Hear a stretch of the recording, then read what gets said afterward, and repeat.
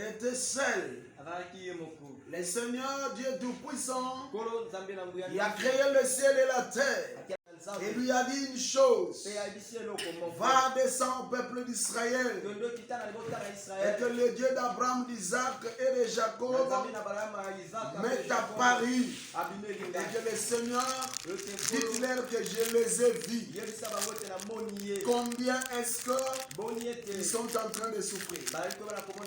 Alléluia. Amen. Bien-aimé, ce verset doit être un verset important. Je vais vous parler des yeux de l'Éternel et la compassion de Dieu. Voilà comment les enfants de Dieu sont bénis. Lorsque parmi le peuple de Dieu, il se figure quelqu'un dont Dieu est apparu sur lui. Et c'est à ce moment que vous pouvez dire: nous sommes accompagnés de Dieu. La Bible déclare: Moïse était un pécheur. Moïse a tué en Égypte. Il a fui. C'était par la volonté de Dieu pour que Moïse puisse passer de ces chemins. Il arrive dans un pays étranger, chez les Madianites. C'est là où il était devenu berger. Or, dès la naissance, son nom était bien défini. Tirer des eaux. Il devait tirer le peuple d'Israël dans la souffrance. Pendant 400 ans en Égypte, dans des corvées, dans la souffrance, il n'y a eu personne qui regardait. Les pays qui étaient entourés de l'Égypte, les pays voisins, tous ces présidents de la République, tous ces gouvernements, ils regardaient tout un peuple vivre dans les corvées, dans la souffrance. Il n'y a personne qui a osé de parler. Bien-aimé, toutes les yeux de ce monde peuvent te regarder, même des médecins, même des politiciens. Mais frère, ils ne donneront pas satisfaction à ton problème. Ils ne donneront pas satisfaction, bien-aimé, dans ta famille. Le peuple était dans les corvées. Je ne connais pas les gens des corvées de ta famille. Je ne connais pas les gens des corvées de toi-même, de ton mariage, de tes enfants, de ta famille, de cette église. Mais seul Dieu sait. Et toi-même, ta conscience ne peut pas te tromper. Tu connais tes malheurs, tu connais tes difficultés. Mais un jour, le Seigneur est apparu à Moïse. Alléluia. Le Seigneur est apparu à Moïse. Bien-aimé dans le Seigneur, lorsque une personne a rencontré Dieu, cet homme doit faire preuve de cette rencontre avec le Seigneur. Quand il n'y a pas de preuve, le peuple ne peut pas croire et que cet homme a rencontré Dieu. Mais après avoir passé par de preuves pour démontrer et que cet homme a rencontré Dieu, les restes du peuple, vous n'êtes censé que de suivre les paroles sorties de cet homme. La leadership. Suivre parce que la personne a fait preuve. Moïse a dit: Seigneur, si tu me dis de partir, mais qu'est-ce que je dirais? Et que je vous ai rencontré. Parce que quand quelqu'un rencontre Dieu, il n'est plus une personne, bien-aimé le Seigneur, bien-aimé simple. Cette personne est investie sur des choses qui sont compliquées. Alléluia. Il y en a qui deviennent fous. Comme Jean-Baptiste, qui était l'envoyé de Dieu, mais sa vie était presque une vie de fou. Quelqu'un qui se nourrissait de son terrain, mangeait des fruits, criait dans le désert. Les gens vont dire: c'est un fou. C'était sa vie. Mais parce qu'il a rencontré Dieu. Et lorsque Moïse a rencontré Dieu, Moïse a exigé une chose, qu'il doit l'accompagner dans ce travail. les yeux de l'Éternel et sa compassion. Il a exigé. Il a exigé des signes. Il a exigé des signes. Il a exigé des miracles. Des choses qui ne se passent pas, bien aimé, en Égypte. Ou encore, ces choses peuvent se passer en Égypte, mais ces choses devaient être différentes par rapport à ce qui devait passer en Égypte. C'est ça le miracle de Dieu. Ce qui vient de Dieu a été toujours différent de ce qui vient du monde. Alléluia. Si Dieu bénit une personne, j'aime encore l'homme de l'église, le frère Givenchy. Il dit c'est la bénédiction de l'Éternel qui est en nous, dans laquelle ne se suivent en aucun chacun. Ce que nous cherchons dans le monde, ça va nous apporter le malheur. Mais ce que nous cherchons de Dieu, c'est ce qui va nous bénir. Et c'est ça qui nous apporte la joie. Beaucoup qui ont eu des mariages, qui ne sont pas venus de Dieu.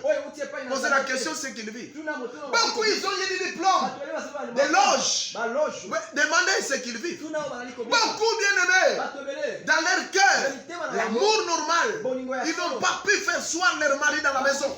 Ils ont fait recours à l'Égypte et à la fin de compte, poser la question où ils sont ces mariages.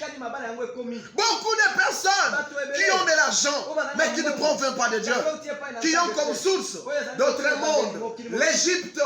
Mais bien aimés, posez la question, c'est qu'ils vivent. Ou les autres sont déjà morts. Alors posez la question au peuple de Dieu. Bien aimés, aux enfants qui sont restés, ou à la famille qui est restée, ils vous répondront. Moi, je ne peux pas répondre à leur place. Alléluia. Ils vivent des choses terribles. La différence des miracles et des signes, ça doit se produire au milieu du peuple de Dieu. Voilà toi, intercesseur. Voilà toi, intercesseur. Ce qui tu dois chercher. La différence des choses de Dieu. Oui, nous aimons la prophétie. Nous aimons les miracles. Non, la prophétie d'un loin de Dieu, venant du Seigneur, est différente de la prophétie, alléluia, qui vient d'ailleurs. Voilà la différence. Voilà, nous devons voir le discernement. Moïse a demandé quelque chose de distinct par rapport à ce qui s'était passé. Parce qu'il savait qu'en Égypte, il y avait des sorciers, il y avait des charlatans, il y avait des féticheurs qui étaient capables aussi de faire quelque chose. Mais promesse que le peuple pouvait les connaître que réellement ceci vient de Dieu. Alors il faut qu'il y ait des signes différemment par rapport à ce qui vient de Dieu. Es-tu capable, intercesseur, de faire le discernement de ce qui vient de l'Égypte et de ce qui vient de Dieu? Si tu arrives à ce niveau, c'est à ce moment que tu deviens intercesseur. Tu peux comprendre la différence d'un homme de Dieu et de celui qui est dans les loges. Tu peux faire la différence de ce qui vient de Dieu et ce qui vient de fétichisme. Quand tu vas devenir intercesseur, vous attendez quoi? Vous attendez quoi? Le combat s'engage.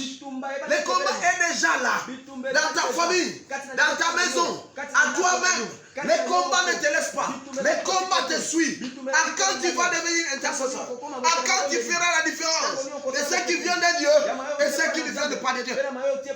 C'est le moment que nous devons faire la différence. Car la Bible déclare, il rôde autour de nous en train de chercher qui il va dévorer. Oh bien-aimé, Moïse a réclamé. Yoka bien-aimé, ce que la Bible déclare. L'Éternel dit à Moïse, allez leur dire Dieu m'a parlé. Moïse réclame son droit. Oui, je suis intercesseur. Quand tu vas recommencer à réclamer tes droits, tu as des droits. Quand tu vas réclamer des droits, mais ce n'est pas promis des choses, mais ce n'est pas promis des histoires. Dans ta famille, il a donné des promesses. À toi-même, il a donné des promesses. Il a prophétisé. Il a parlé. Quand tu vas commencer à réclamer tes droits, quel jour tu attends quoi? Les tôles ici là, même si le pluie peut tomber. Alléluia. Ça peut sointer. Mais bien aimé, tu peux être ici en retraite 3 ans, 4 ans. Le problème dans notre église, nous ne cherchons pas Dieu. Nous cherchons les miracles, on ne cherche pas Dieu. Nous cherchons la guérison, on ne cherche pas Dieu. Nous cherchons la bénédiction, nous ne cherchons pas Dieu. C'est ça le problème. Vous croyez qu'on prie? On ne prie pas. Ici on ne prie pas. On vient louer Dieu, mais on ne prie pas. Il y a prié et prié. Lorsque les apôtres ont prié, les enfants de Dieu, la terre a tremblé. Voilà prier. Lorsque Paul et Silas dans les prisons, quand ils ont prié, les fondements des prisons s'étaient écoulés. Voilà prier. Les enfants de Dieu, ils étaient, leurs apôtres étaient en prison et dans la maison. Ils se sont dit, nous allons prier. Quand ils ont prié, l'ange est apparu en prison. Quand ces choses de Dieu vont se manifester dans notre assemblée, la réponse est celle-ci. Est-ce que nous cherchons Dieu? Est-ce que nous prions Dieu? On ne prie pas. On ne prie pas. On se rassemble par les simples formalités. Mais prier, on ne peut pas regarder la montre. Lorsqu'on prie, on regarde la montre. On ne prie pas. On est ailleurs. Mais prier, c'est oublier. Mon père spirituel a toujours dit, prier, c'est Kituka. Kituka. Tu changes. Il m'a dit même, et qu'un jour, tu as prêché. Je vous avoue que tu as Kituki. Vous voyez que tu n'es plus. Je vous ai regardé. Je ne voyais pas vous. Je ne vous voyais pas. Spirituellement, je voyais autre chose en toi. Est-ce que l'église peut comprendre cette dimension, la dimension dont tu as? L'église ne peut pas comprendre.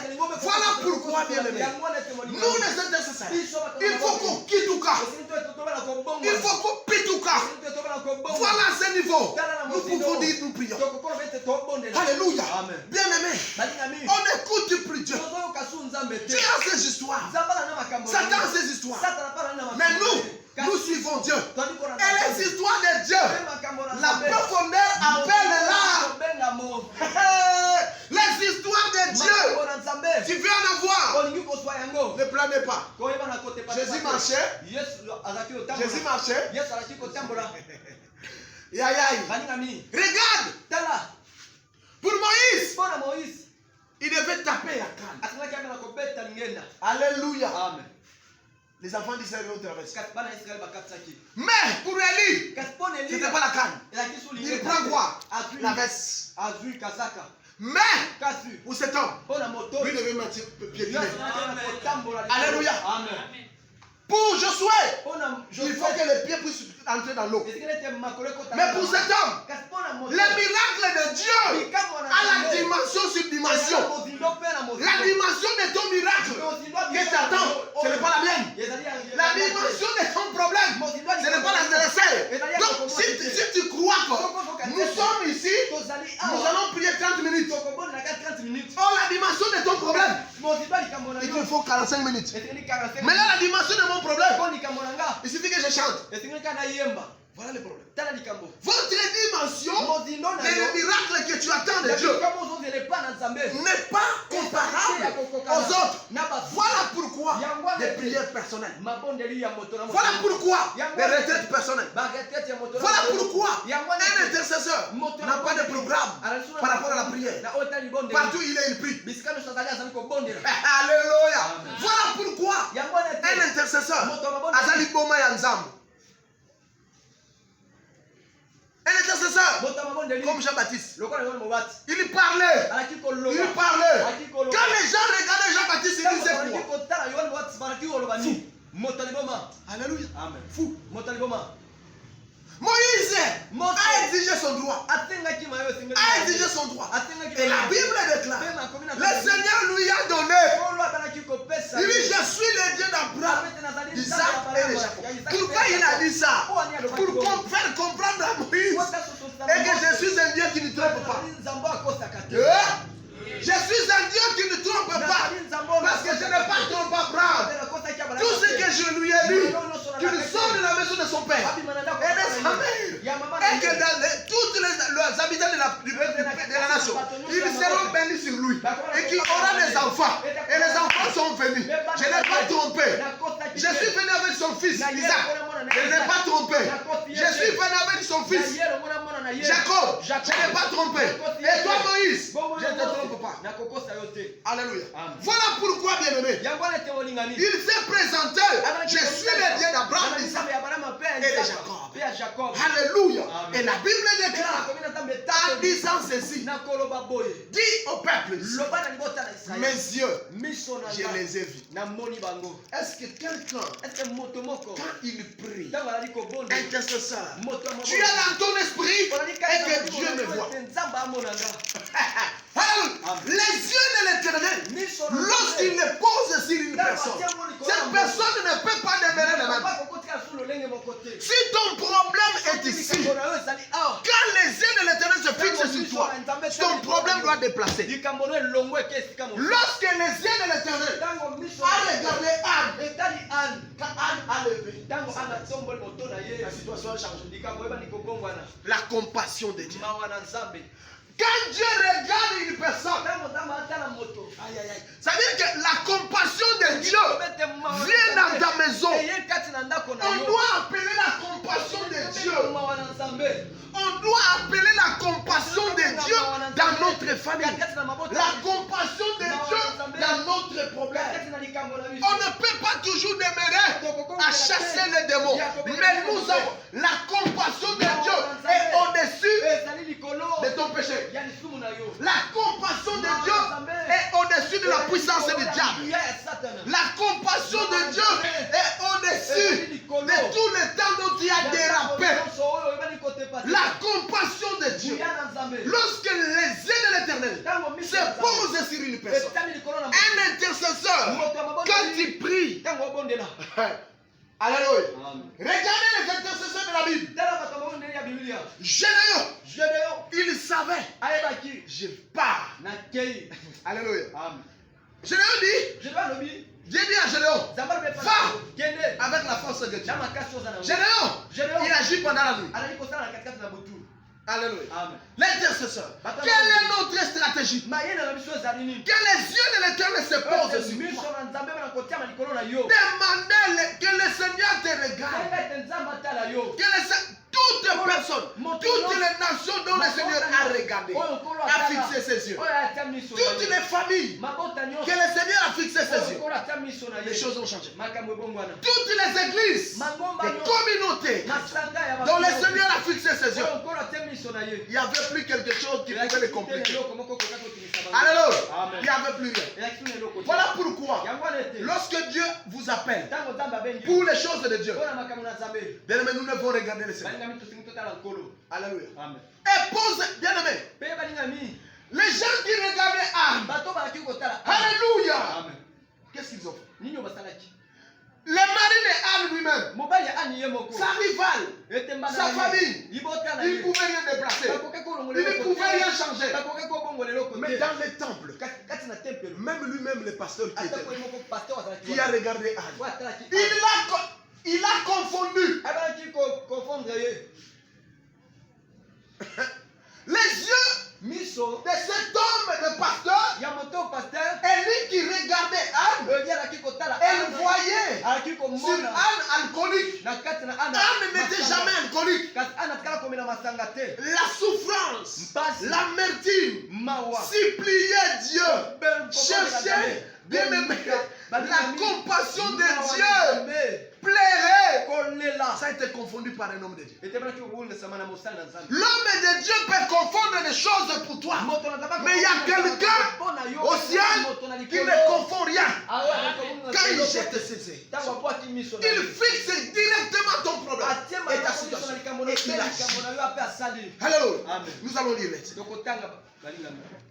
2 Rois, chapitre 14, versets 26 à 27. Alléluia. La compassion de l'Éternel. Les yeux de l'Éternel doivent se poser sur quelqu'un. Quand tu pries, même tu es dans la maison, partout où tu es intercesseur, sache qu'il y a quelqu'un qui te regarde. Il faut avoir ça dans l'esprit. Et que là où j'ai pris là, les yeux de l'Éternel sur moi. Il me voit, il me regarde. Il vit l'affliction d'Israël à son comble et l'extrémité à laquelle s'est trouvé réduit esclave et homme libre, sans qu'il y ait personne pour venir au secours d'Israël. Or l'Éternel n'avait point résolu d'effacer les noms d'Israël de dessus le ciel, et il délivra par Jéroboam, fils de Joas. L'Éternel, il a regardé, il a vu les problèmes d'Israël. Il a vu l'affliction, il a vu la souffrance, il a vu le corvée. Et le Seigneur a eu compassion d'Israël. Et il délivra Israël par la main de Jéroboam. Alléluia. C'est pour dire que Jéroboam, il a été utilisé. Mais tout celui qui a fait le travail, ce n'était pas l'homme, mais c'est Dieu. Bien aimé, Dieu utilise les hommes. Voilà, nous devons ouvrir nos oreilles. Grandement lorsqu'un homme te parle. Nous devons l'écouter. Tantôt c'est Dieu. Alors, Dieu utilise les hommes. Mais qu'est-ce que le Seigneur a regardé? Il a jeté ses yeux. Il a vu la compassion d'Israël. Que le Seigneur voit ta compassion. Que le Seigneur regarde ta souffrance.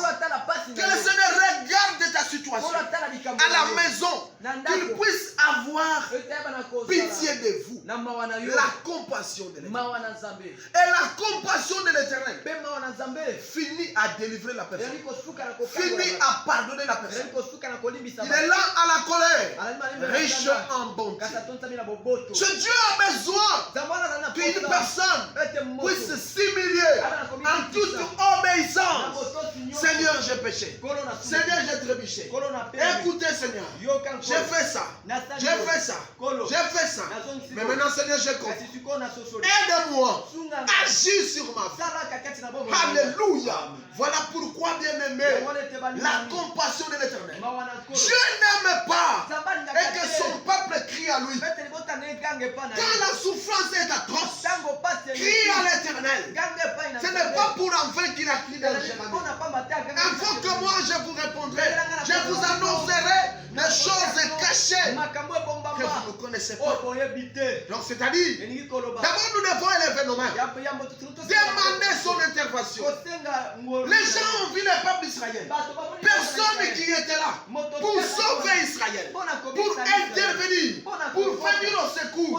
Voilà pourquoi David a compris. Seigneur, les gens me disent d'aller me cacher dans les montagnes. Les gens me disent d'aller dans les grottes. Les gens me disent d'aller dans d'autres pays. Les gens me disent d'aller en exil. Mais Seigneur, moi je ne veux pas. Je veux me cacher en toi. Je veux me cacher en toi. Voilà la résolution de David. Voilà la fin de compte. Il dit, je lève les yeux vers le montagne. D'où me vient le secours. Tu dois lever tes yeux. Je dois lever mes yeux. Les yeux d'un intercesseur, ce n'est pas chez les hommes, mais c'est Dieu. Les yeux d'un intercesseur, quel que soit la problème, quel que soit les combats, quel que soit les situations, même la mort est là, ce n'est pas chez un féticheur.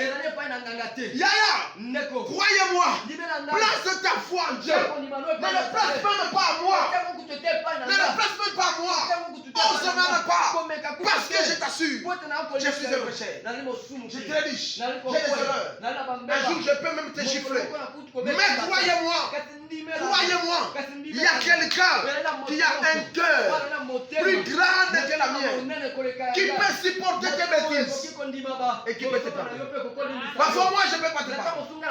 Mais nous voyons des gens derrière les serviteurs. Oh, bien aimé, il faut être derrière les serviteurs de toutes les serviteurs. Les pasteurs de toutes les pasteurs. Qui s'appelle Jésus-Christ. Si ses yeux se posent sur toi, il aura la compassion et la bénédiction sera là. Si ses yeux se posent sur ton problème, Tu vas monter. Alléluia. Amen. L'élévation ne vient ni de l'Occident, ni de l'Orient, mais l'élévation vient de l'Éternel des armées. Nous allons lire Matthieu chapitre 9, verset 36.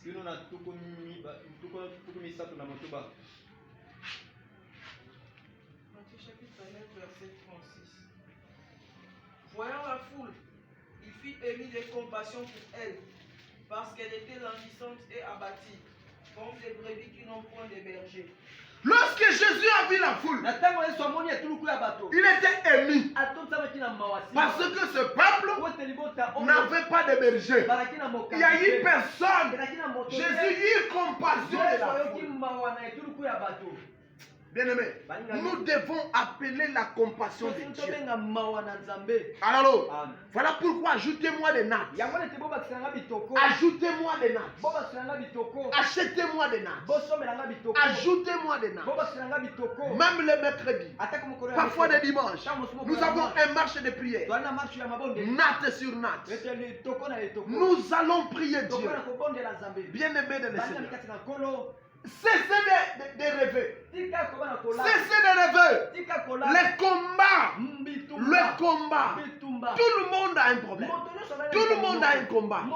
Et c'est lui qui peut finir le combat. C'est la compassion de Dieu. L'élément qui peut finir le combat. L'élément qui peut donner des solutions. La compassion de l'Éternel. Alléluia. Jésus lui-même, pour comprendre qu'il était réellement le Fils de Dieu, il eut compassion des peuples en regardant. Il était ému de son cœur parce qu'il a vu le peuple isolé. Il a vu le peuple délaissé. Personne qui peut venir pour l'aider. Lui-même s'est présenté et il a fait l'intervention. Alléluia. Nous allons lire dans Matthieu chapitre 10, verset 6.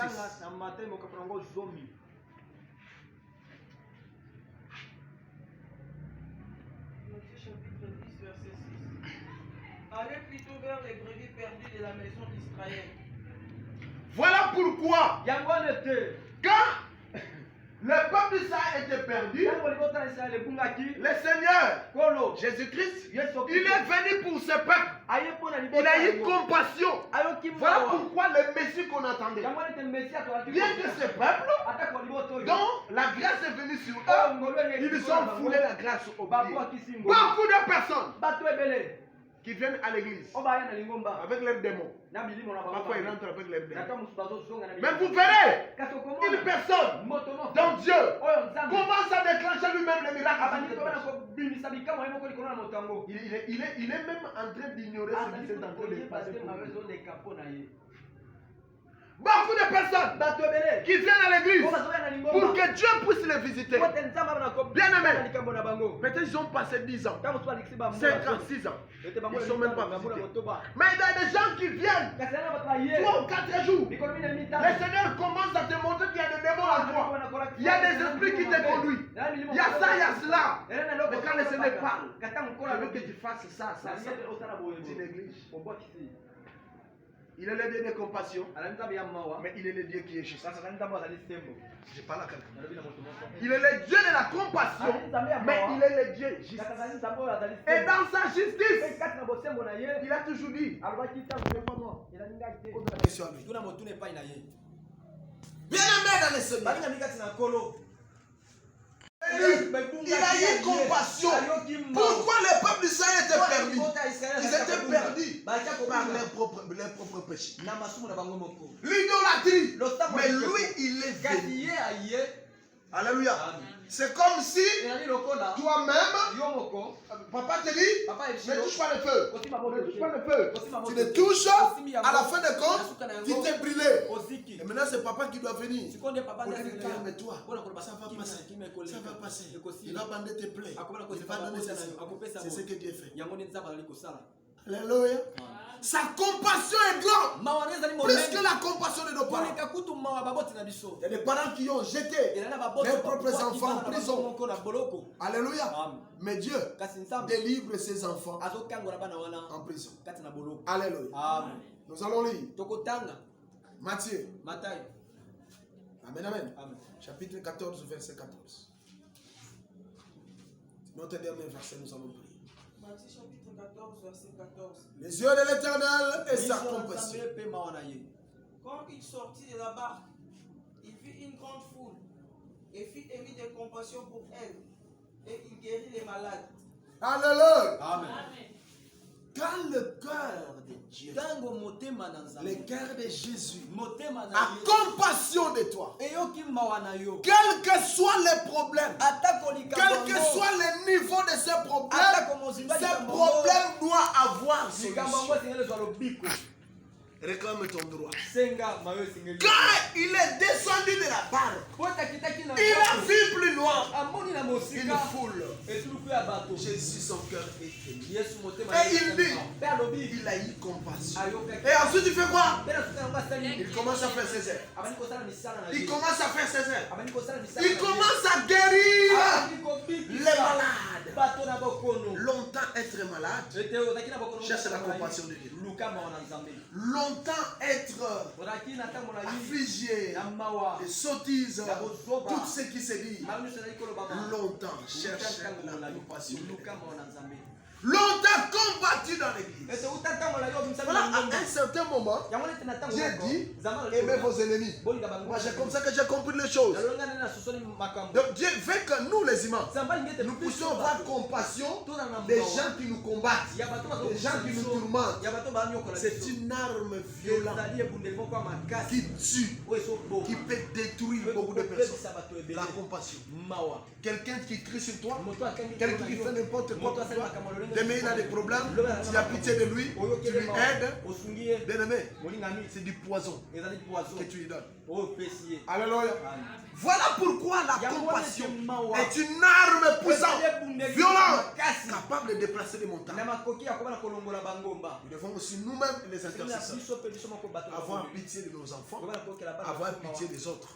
Quand tu n'as pas animé de la, tu n'es pas animé de la compassion, tu ne peux pas soutenir quelqu'un dans la vie.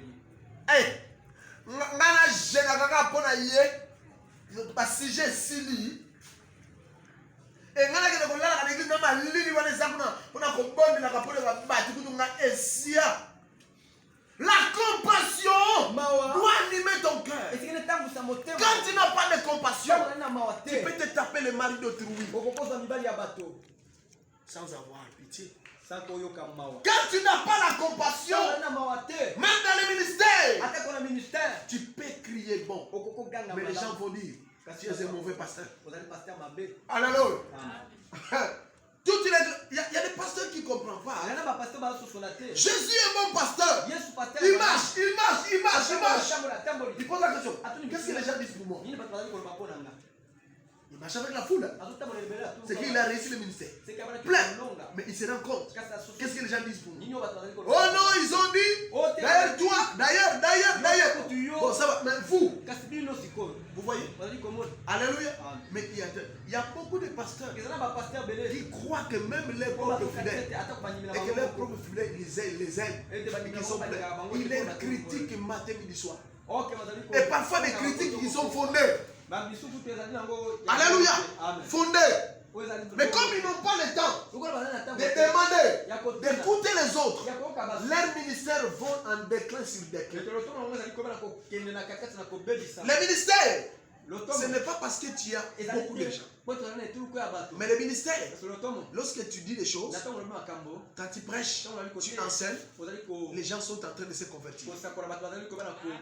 Et la conversion intervient souvent lorsque le peuple dont tu enseignes, ils ont confiance en toi. La conversion intervient. Amen. Amen.